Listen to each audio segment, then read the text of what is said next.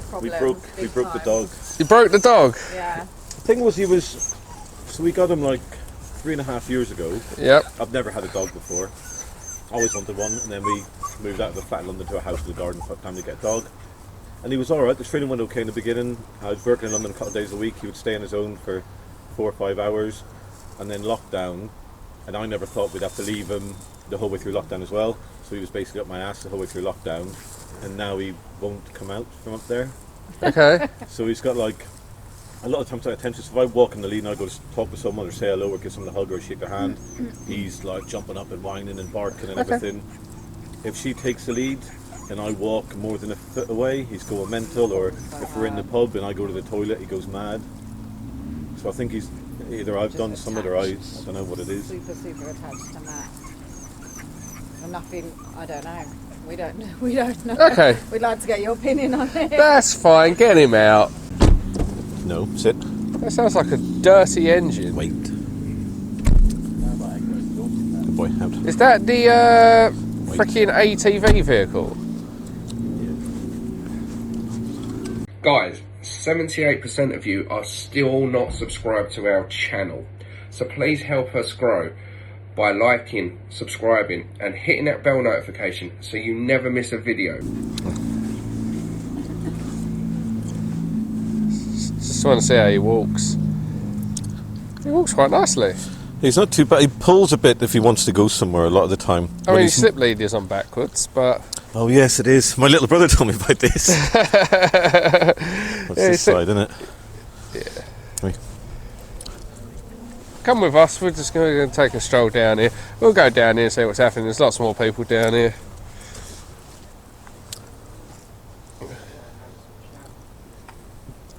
Thank you.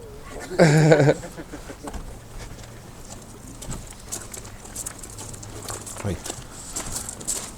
Okay, so he's very much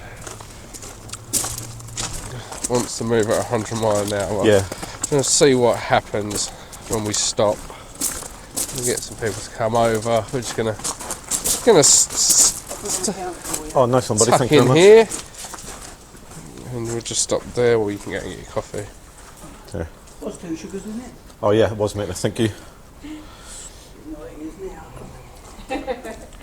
She bring me a relatively easy dog with not many issues. See, I thought you were going to say this. It's like it must be us then. We know that the issue is us, but we don't know, How to fix it? how to fix it. We don't know certain things, like on the walks. Because he's in daycare once a Jumps week, up. Yeah. and I was telling them that we're coming down, and they're like, "Why? He's perfectly behaved." Yeah. And it's like he never barks. He doesn't attention seek there.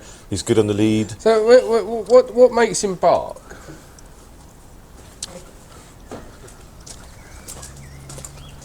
I'm not going to do it.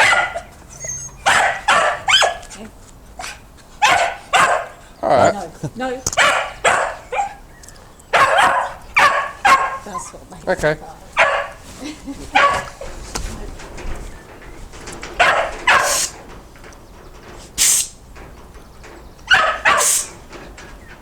Pass me his lead for a second. Yeah. That's it. It's like immune. Yeah. He's obsessed. Right. He's obsessed with that. And he'll do anything to get to them. That's it. Ah. Sit. Ah.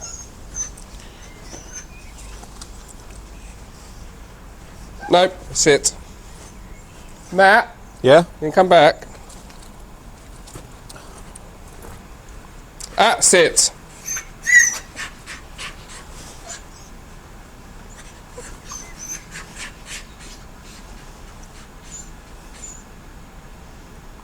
Okay. Leave again for me. Ah, sit.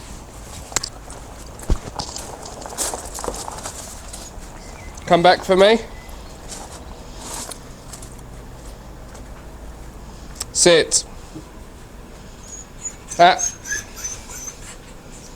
Nope.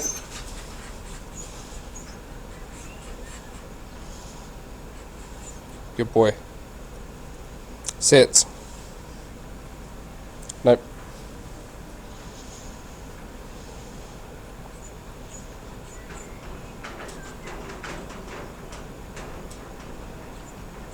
What I want you to do is I'm going to pass... Sit. I'm going to pass you the... Nope. I'm going to pass you the lead in a second when he's calm. Yeah. I don't want you to acknowledge him. I don't want you to say anything to him. When I pass you the... Nope. Sit. When I pass you the lead... Okay. Nope. Sit.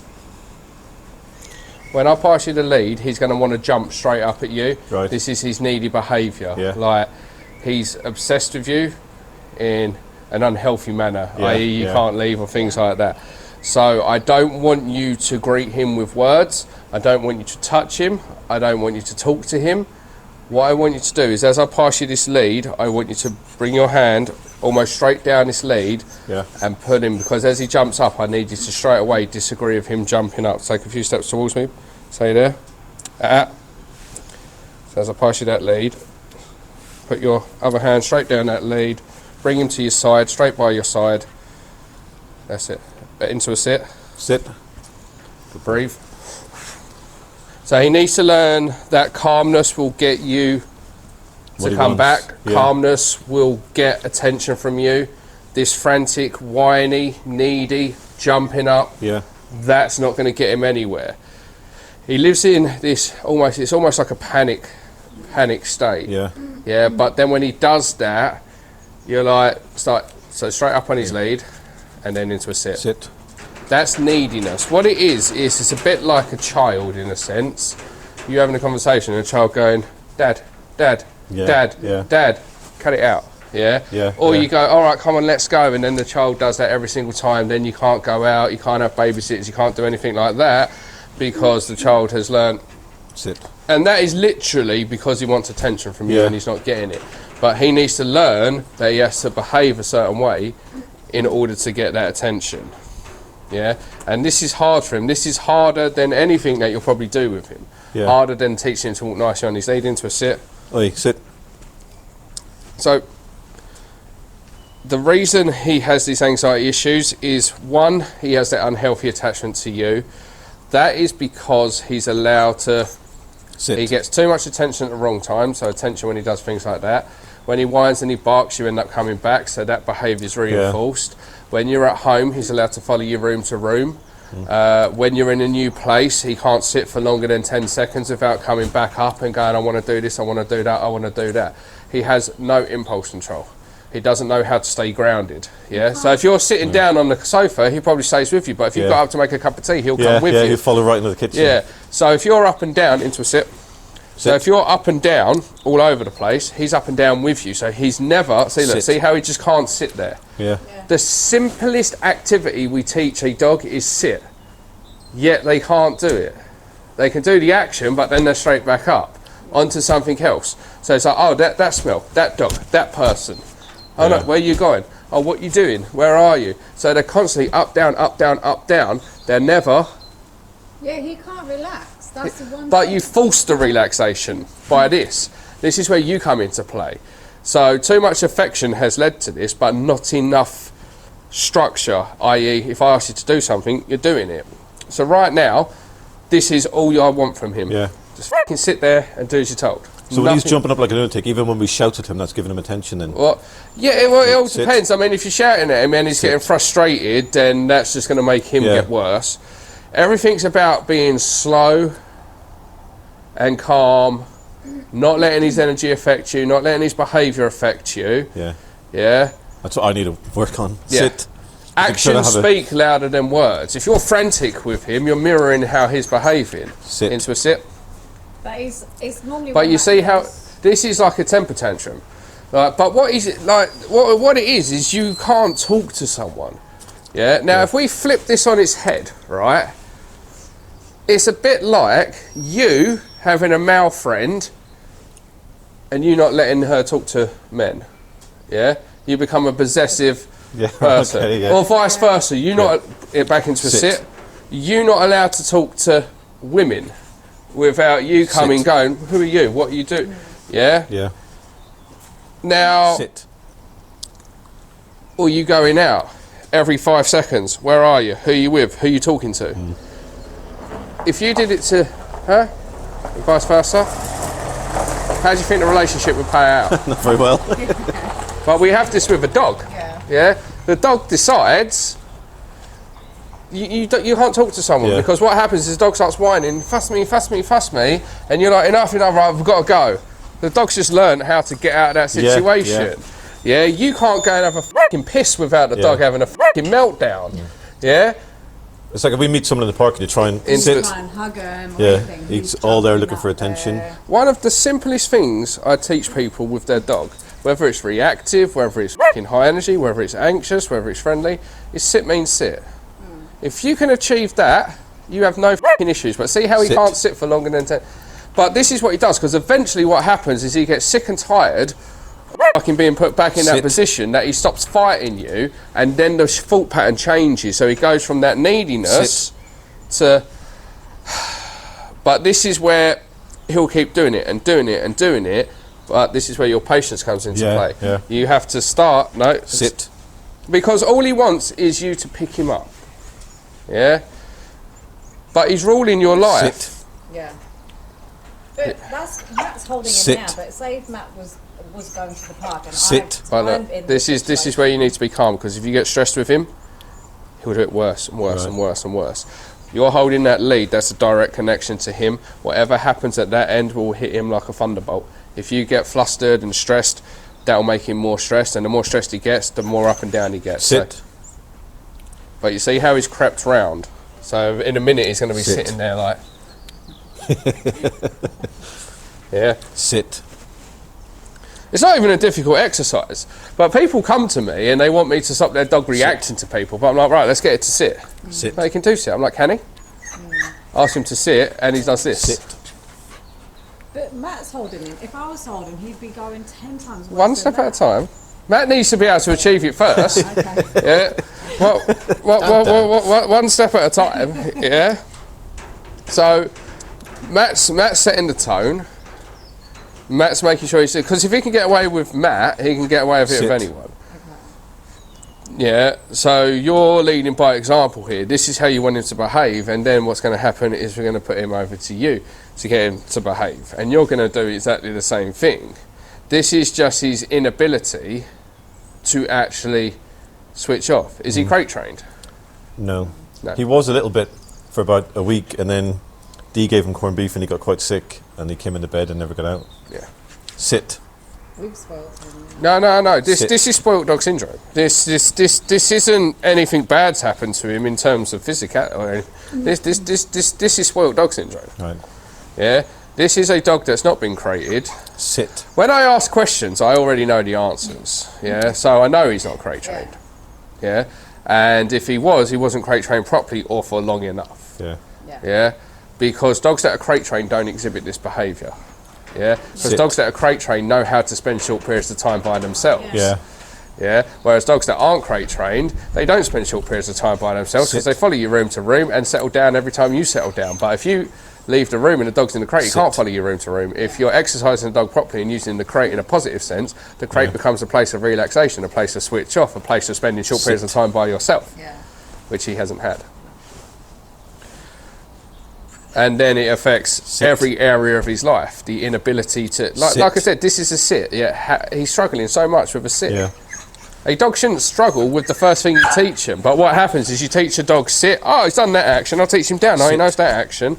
Now we'll move on to something else. He can spin. He can roll over. He can do paw. He can do fucking handstand. Yeah, but he can't hold that position. Which means if you want to talk to someone, he can't hold a sit without trying to jump on them or whining, barking, jumping at you. Yeah, if there's a dog there, he won't hold his sit because he must go over and say hello to it. I must do this, I must do this, I must do this. And when he can't do that, what happens is he has a massive fucking bitch fit meltdown. Sit. Sound about right?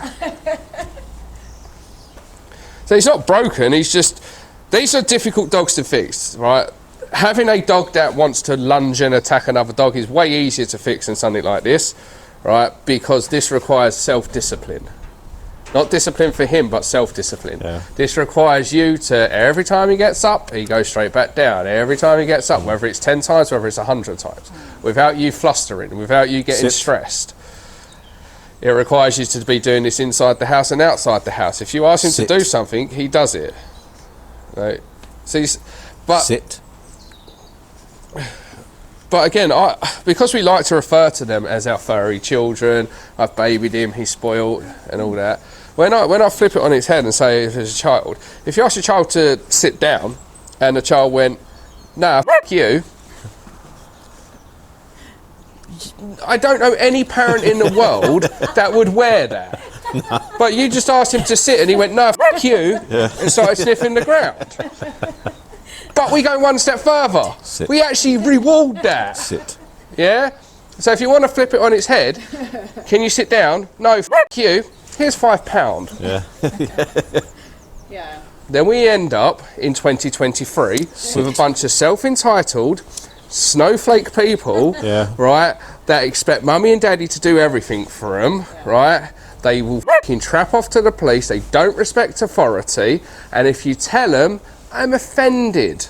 I'm offended. Yeah? And then we apply the same logic to dogs, right? If I ask the dog to do something, there is no negotiations here, mate. Sit your f***ing ass down. When you rock up and go, here's my contribution towards the mortgage, we can stop. Because it's not an equal partnership. This is an equal partnership. Parent-child relationships are not an equal partnership, and these are more like a child. They don't always know what's best for them. They make dumb decisions, so it's down to you to make sure that you are the one that's getting them to behave. See how he's sitting there longer and longer and longer? Now the next challenge is Sam's going to come in. Yeah, she's going to drive down there, she's going to come down here, and guess what? He's going to go, I must say hello to that person! But no, you haven't said he can. See, look, there's that's step one going, right, what's happening over there? You, Dad, not listening anymore. Good boy, yeah? See, this is what we do. So we just need a ton of patience. Yeah. Yeah, this is because he's been allowed too much freedom too soon, not enough off switch, and as a result of him always being there, he gets way too much inappropriate attention. He jumps up, hello, how you doing?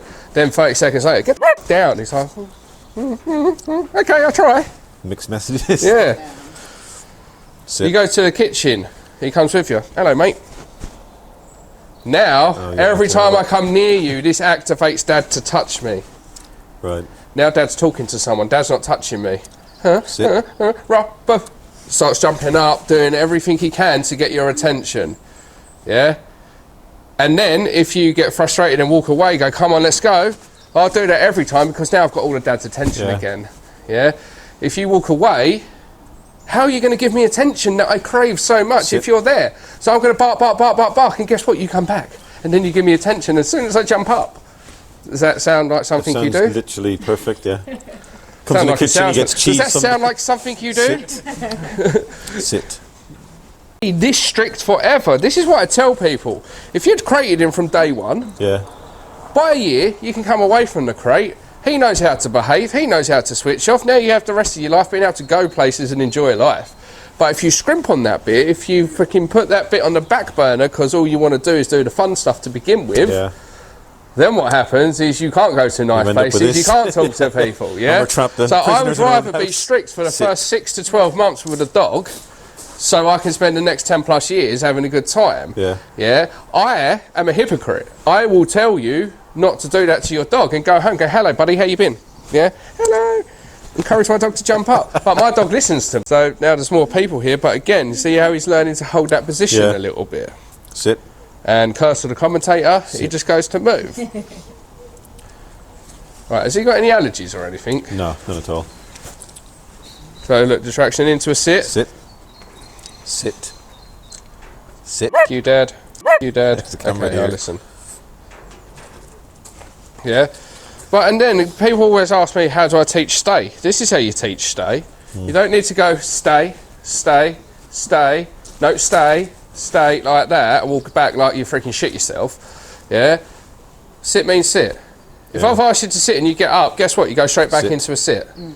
If you get up 10 times, you're going to go back into a sit until I say, go on in, until I release you, I'll give you further instructions. If I haven't released you from that sit that I've asked you to do, whether there's 100 dogs there or no dogs there, whether there's a person there or no person, whether it's inside or whether it's outside, whether it's raining or whether it's sunny, if I have asked you to sit, there is no other option here.